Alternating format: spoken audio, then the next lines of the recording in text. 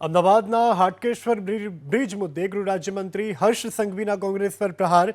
Social મીડિયાના માધ્યમથી હર્ષ સંઘવીએ કોંગ્રેસ પર કર્યા પ્રહાર।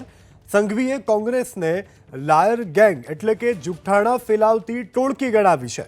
બ્રિજને તોડી અને નવો બનાવવા રાજસ્થાનની કંપનીને કામગીરી અપાઈ હોવાનું સંઘવીએ જણાવ્યું છે।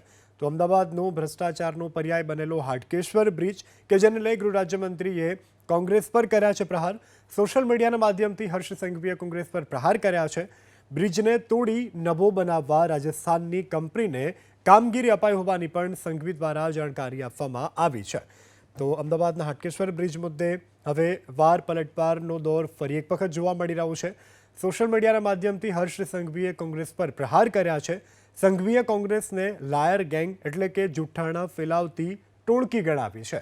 તો હાટકેશ્વર બ્રિજ કે જેમાંથી ભ્રષ્ટાચારની પોલ ખુલી ગઈ, જેને લઈ રાજનીતિ થઈ અને હવે ફરી એક વખત હાટકેશ્વરના બ્રિજને લઈ અને જે આક્ષેપ પ્રતિ આક્ષેપ છે તેનો દોર શરૂ થયો છે। ત્યારે કોંગ્રેસે કરેલી ટિપ્પણીને લઈ હર્ષ સંઘવીએ કર્યા છે પ્રહાર।